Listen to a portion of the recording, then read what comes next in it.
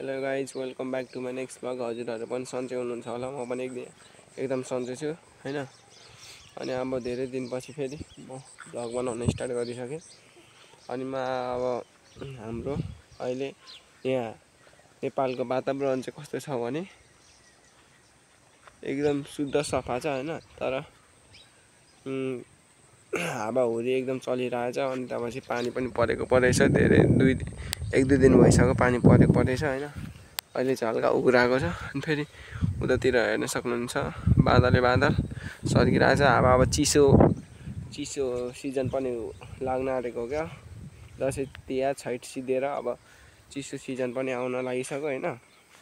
लागिसक्यो भनौँ न, लागिसक्यो पनि त्यसैले पनि होला। तर चिसो सिजन लागेपछि पनि पानी परेको त कहिले पनि यस्तो त थिएन हैन। त्यही पनि यसपालि चाहिँ परिरहेछ। अनि हामीले चाहिँ मेन कुरा के सुनाउन आँटेको भने आज चाहिँ हामीले हैन पानी पर्नुभन्दा फर्स्ट त्यो दिनभन्दा अगाडि चाहिँ हामीले के रोपेको थियौँ भने नि, बारीमा जोताएर फेरि सबै तोरी सरी सबैमा छरिसकेको थियौँ क्या। फेरि हामीले यिनीहरू चाहिँ यहाँ तल हाम्रो के अरे ठुलो आएको खेत चाहिँ बाँझै छ हैन। धान काटेर पनि त्यसलाई त्यतिकै छ, चिसो भएर नजोतेको हो क्या। हाम्रो चाहिँ हैन हतारमा हामीले जोताइदिउँ हाल्यौँ, हेर्न सक्नुहुन्छ। जोताएर अहिले हामीले तोरी छर्दियौँ। तोरी छर्ने त्यही दिन रातिदेखि नै पानी पर्न सुरु भयो। अनि त्यहाँबाट हामीले उता मकै पनि तिनजना दादा म ड्याडी भएर रोपेको थियौँ। दिनभरि मेहनत गरेर सबै पानीले अहिले सबै बिगारिसक्यो। धान रोप्ने सिचुएसन बनाइदिएछ यहाँ खेतमा त हेर्न सक्नुहुनेछ गाइस हैन। जोताएको हामीले हतारमा काम गरेको त कहिले राम्रो हुँदैन भनेको त सुनेको थिएँ, त्यो त हो रहेछ हैन। अनि हाम्रो त्यो दिन चाहिँ पराल राखेर हामीले हैन मकैलाई यो पानी रहेपछि जुन दिन पानी के अरे पर्न छोड्छ त्यो दिनदेखि गर्न थालेको भए यो पराल पनि यत्तिकै थियो हैन। सबै भिजेर नाश भएछ हैन। गाईबस्तुलाई पनि अब के खुवाउने, यसलाई अब घाम लागेपछि सुकाएर मात्र मिल्छ यसलाई खुवाउन हैन। यो त हेर्न सक्नुहुनेछ, यहाँ जोताएर यहाँ त हानेको थिएन होला। यहाँ चाहिँ हेर्नु न, यहाँ चाहिँ हामीले यहाँ जोतेर पनि धान थियो, धान काटेर यहाँ छ पराल यसको धानको। अनि यो पराल हेर्नु न, यहाँ हामीले अस्ति भर्खरै जोताएर हामीले तोरी छर्दै थियौँ। तोरी पनि मर्यो होला पानीले गर्दा। अनि त्यहाँ चाहिँ हाम्रो फुल म देखाउन सक्छु हैन। अनि हामीले मकै चाहिँ कहाँ रोपेको भने हाइब्रिड रोपेको क्या मकै। यहाँ यो खेत र त्यो खेतमा चाहिँ रोपेको हामीले मकै चाहिँ हैन। यहाँ फुलहरू पनि खतरा फुलिरहेछ। तिहारको बेला चाहिँ हैन त्यति लाउनै पाइनँ फुल पनि, तर अहिले चाहिँ धेरै फुलेछ हैन गाइस, हेर्न सक्नुहुनेछ फुल। तर अहिले त खतरा देखेको छ यार फुल। तर उतातिर हेर्न सक्नुहुन्छ बादल पानी पर्छ क्या फेरि आज राति पनि हैन। भर छैन नेपालको, यहाँ के हुनसक्छ हैन। यहाँ फुल लडेर यस्तो लडेछ नि पानीले गर्दा। म उठाएर पनि देखाउँछु है, कता यस्तो लडेछ। अब के गर्ने हैन, यस्तो लडेको छ फुल पनि,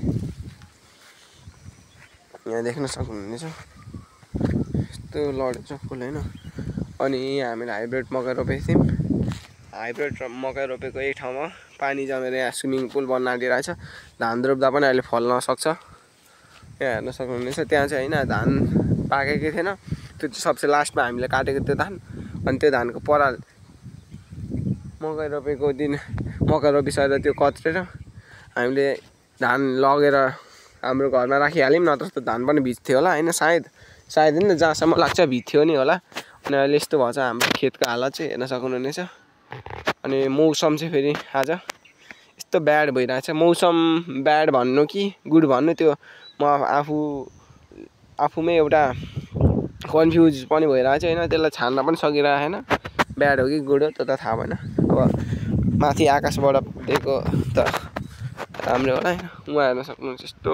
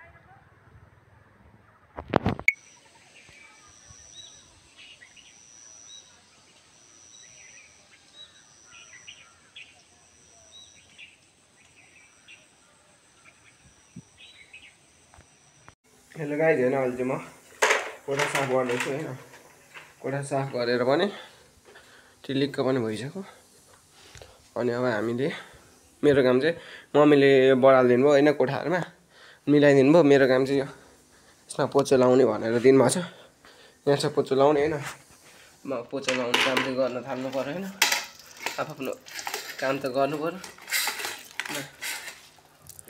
काम गरेन भने फेरि रातिको खाना मिल्दैन होइन ओके गाइस रातिको खाना पाउन त काम गर्नु पर्यो नि त जे भयो भने थोरै सानो होस् कि ठुलो होस् काम गर्नुपर्छ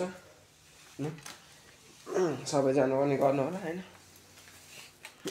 जे भनेको आफ्नो प्यारेन्ट्सले भन्नुभएको काम चाहिँ पुरा गर्नु होला आफूले सक्ने काम चाहिँ सक्ने त अब नगर्दा हुँदैन नसक्ने काम पहिला कुरो त अराउनु त हुँदैन होला उनीहरू यस्तै छ अनि अब साँझ पनि हुन आँटिसक्यो यस्तो धस्काउनुपर्छ नि अब एउटा हातले हेर्न सक्नुहुनेछ यो चाहिँ हाम्रो सोफा रुम सोफा भएको टिभी पनि छ टिभी त अहिले चलाउँदैनौँ हामी पैसा हाले छैन टिभीमा पैसा हालेको छैन त के गर्नु भन्ने जस्तै हुन्छ होइन पैसा हाल्दा पछाडि हाल्नु अहिले नेट छँदैछ सबैले मोबाइल चलाउँछन् अनि मोबाइल हेर्छ कोही पैसा हाले पनि कसैले हेर्दैन टिभी अनि त्यही भएको हो खासमा भन्दाखेरि होइन घर साफ गर्दैछु म चाहिँ आफ्नो बस्ने घर गृहलाई चाहिँ कहिले पनि आफूले सक्दो सफा गरेर राख्नुपर्छ भन्ने कुराहरू हजुरहरूलाई भन्छु अहिले जाडो महिना आयो होइन अब आफ्नो घरलाई रेगुलर बढाउनु किनकि किरामिराहरू न्यानो वासस्थान खोज्दै घरभित्र छिर्न सक्छ अनि त्यतिखेर राम्रोसँग सफा राख्नु होला त्यो घरलाई अनि त्यो किरामिराहरू फेरि कुन ठाउँमा के गुम्सेर बस्दिन्छ थाहा हुँदैन त्यो भएर दिनदिनै चेक गर्दै घरहरू बढाल्दै गर्ने होइन अनि किरामिराहरूभित्र छिर्न नदिने आफ्नो घरभित्र त्यही हो यो चाहिँ हाम्रो छतमा जाने सिडी हो यहाँबाट जान्छौँ हामी यो चाहिँ सानो रुम दादाको मेरो जसको भन्दा पनि हुन्छ अहिलेको लागि हाल मजा आउँदो रहेछ यार जस यो वाइपर लाउनुलाई कसले यो ट्राई गर्नुपर्छ मलाई कमेन्ट गर्नु होला है तर यो वाइपर हान्न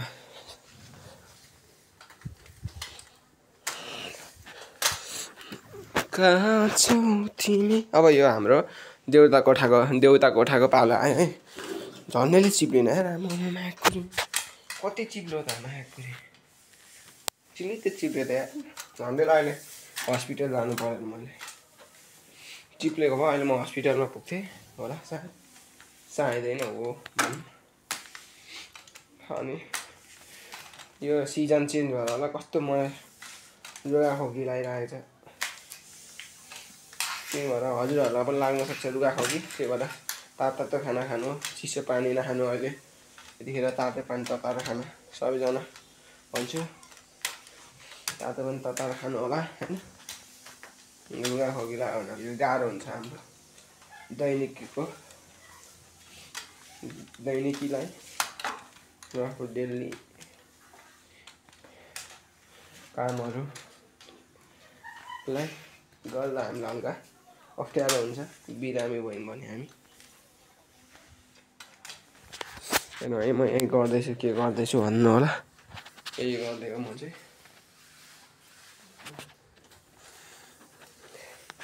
कहाँ छौ तिमी कहाँ पुग्ने कुनै ल भयो गाई छ अब चाहिँ म यसलाई छोडिदिन्छु होइन यही छोडिदिन्छु यसलाई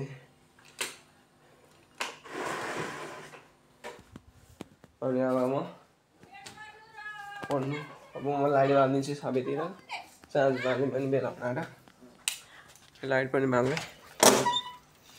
अगाडि पनि लाइट बाल्नु पर्ने हुन्छ मम्मी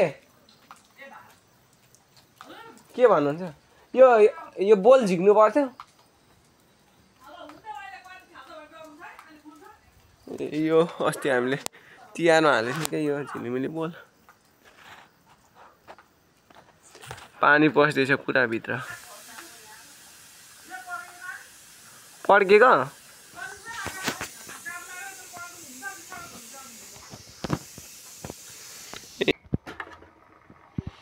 गाइज अहिले चाहिँ म होइन रोटी खाना आँट्दैछु अब भात पनि यहाँ पाक्दैछ होइन खाना पनि यहाँ पाक्दैछ अनि अब म चाहिँ रोटी खाना आँट्दैछु होइन रोटी राखिदिनु भएको थियो पकाएर अनि रोटी खानुपर्छ रोटी खानु आउनुहुन्छ होइन हल्का सादा रहेछ हुन्छ ल बाई सबैलाई गाइजहरू आजलाई यति नै होइन फेरि भोलि बनाउँला हजुरहरूसँग फेरि भोलि भेट हुन्छ थ्याङ्क यू फर वाचिङ